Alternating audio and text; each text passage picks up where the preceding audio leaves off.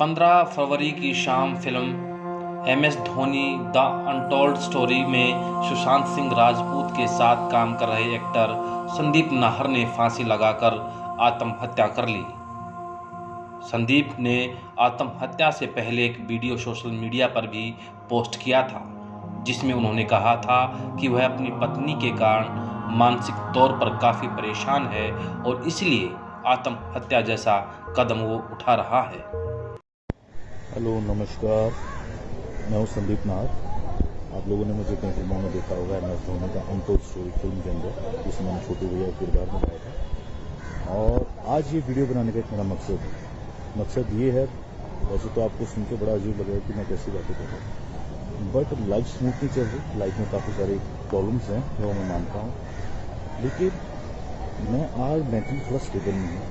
Stable इसलिए नहीं हूँ क्योंकि मेरी वाइफ कंचन शर्मा वो क्या रहा है, 1.5-2 साल से एक ट्रोमा से मैं निकल रहा हूँ और मैं उसको फेस भी कर रहा हूँ और उसको समझा के थक चुका हूँ काफ़ी चीज़ों को।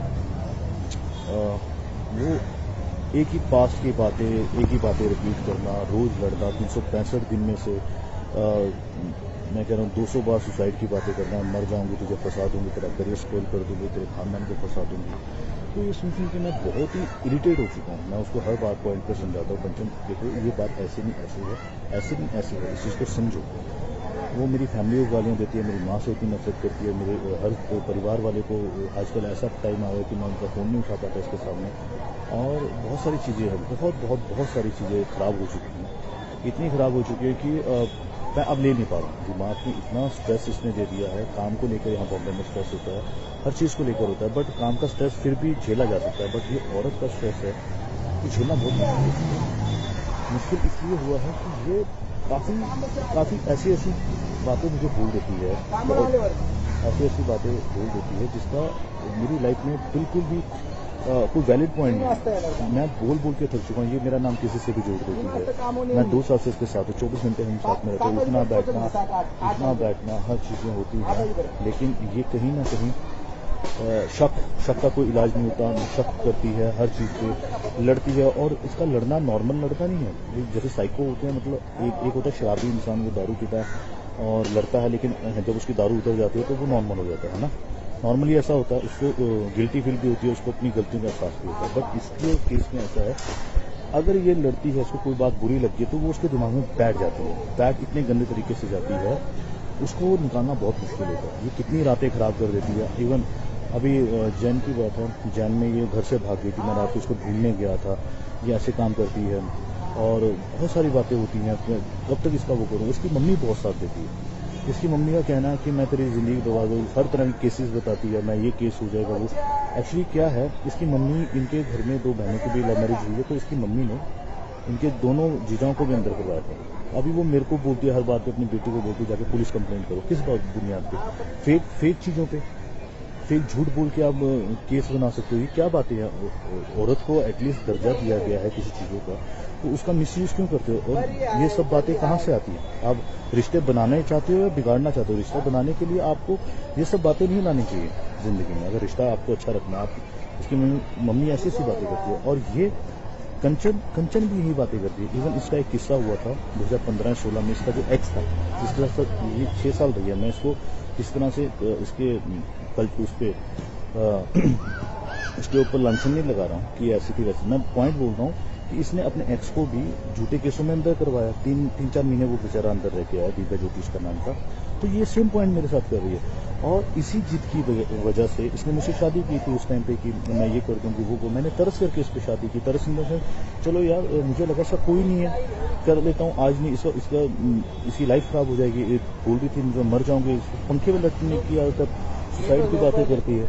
तो उस पॉइंट पे मैंने कर दी। फिर ये मेरे घर आई, ये 2019 की बात मैं बोल रहा हूँ, और उस टाइम पे हमारी बात हुई थी कि यार कि शादी हम कर रहे हैं, बट घर में नहीं बताएंगे, अगर जमी तो चलाएंगे, नहीं जमी तो फिर अलग हो जाएंगे, है ना, किसी को इतना डिस्क्लोज नहीं करते। फिर वो हमारी नहीं बनी आपस में, तो फिर मैं कोरोना की वजह से घर गया था। जब कोरोना की वजह से मैं घर गया था, तो उस टाइम पर इस लड़की ने मेरे घर पे आने की बात की, तो इसको उसका मैरिज सर्टिफिकेट चाहिए था, तो मेरे घर वालों ने अच्छे से उसका वेलकम किया। घर पे आते ही ये वहाँ 5-6 बार क्लेश कर चुकी थी। घर आई, 18 जून को आई थी आई थिंक, जून को आई थी और इसमें 5 दिन बाद ही, चूंकि उस टाइम कोरोना काल था, तो गवर्नमेंट ने भी बोला था कि आपके घर में अगर कोई बाहर से आता है बॉम्बे से तो आपको इन्फॉर्म करना पड़ेगा, SHO ने बोला था। तो हमने उस चीज़ को छुपाया था थोड़ा, भाई नहीं बताएंगे नहीं तो फिर पूरी फैमिली अंदर हो जाएगी। इतनी एक छोटी सी बात थी, बट इसको वो बात समझ में नहीं आई। मेरी भाभी ने बोला मेरी कज़न सिस्टर है ना, तो इस बात पे भड़क गई। तेरी भाभी ने एक बोला कि मेरी कज़न, अरे भाई सिंपल सी बात है, कोरोना का टाइम है और ये तुम्हारी हमारी आपस की बात है। लोगों को पता लगा तो बॉम्बे से है, वहाँ छोटे छोटे बच्चे सबको अंदर कर देंगे उस टाइम। तो वैसे भी हमारे जो सरकारी हॉस्पिटल थे वो कोरोना के चक्कर में उन्होंने कोविड का हॉस्पिटल बनाया हुआ था और सबको वहाँ पे क्वारंटीन कर रहे थे उस टाइम पर। तो उसके बाद कुछ और छोटी छोटी चीज़ें हुई, जैसे कि हमारे घर में किन्नर आए, किन्नर बधाई लेने आए, तब ये लड़ी, चूँकि हमने उनको भेज दिया था। भेजने का एक कारण था, कारण ये था कि अगर हम किन्नरों को बधाई दे देते तो हमारे रिश्तेदार नाराज हो जाते। उनको लगता कि इनके घर में बहू आई, इन्होंने हमें नहीं बताया। मैंने कंचन को, उस टाइम हमारी शादी की रिसेप्शन पार्टी फिक्स हो गई थी 30 जुलाई को, तो हमने बोला कि आप 30 जुलाई के बाद आना, हम आपका वही जो बनता है वो देंगे। वो दिया भी, बट उस बात पर भी इसने क्लेश किया। बहुत सारी चीज़ें हुई, छोटी छोटी बातों पर क्लेश। ये बोलती मुझे घुमाने नहीं लेके जाते। अबे भाई कोरोना में बॉर्डर सील हुए गए, हिमाचल बॉर्डर सील है, पंजाब बॉर्डर सील है, कैसे लेके जा सकते? ये बात इसको समझ में नहीं आ रही। ये बोलती जिनकी शादी होती है उनके पति उनको घुमाने लेकर जाते हैं। मैंने बोला भाई जिनकी शादी होती है उनके पति बेशक उनको घुमाने लेकर जाते हैं, बट उस टाइम पे कोरोना नहीं था। अभी कोरोना, अभी थोड़ा सब्र कर लो, बाद में चल लेंगे। ये बात उसको समझ में नहीं आ रही।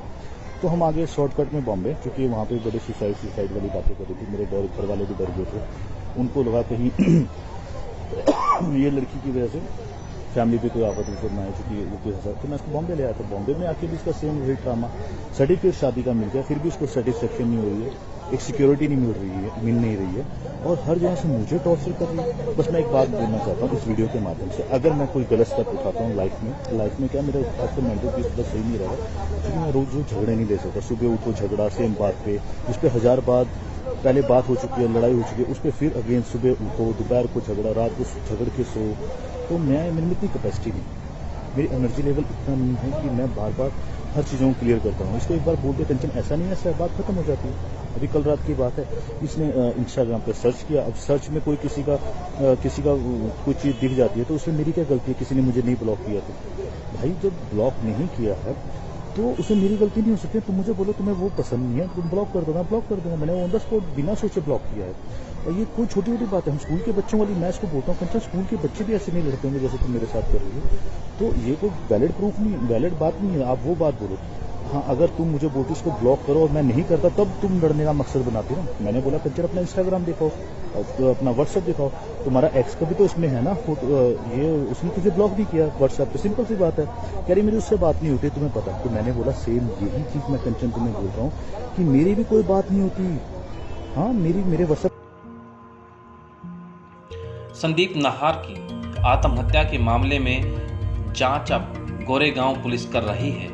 पुलिस को पता चला है कि संदीप ने फांसी लगाकर सुसाइड किया था। उसके बाद उसकी वाइफ कंचन शर्मा ने एक कारपेंटर की मदद से दरवाज़ा तोड़ा।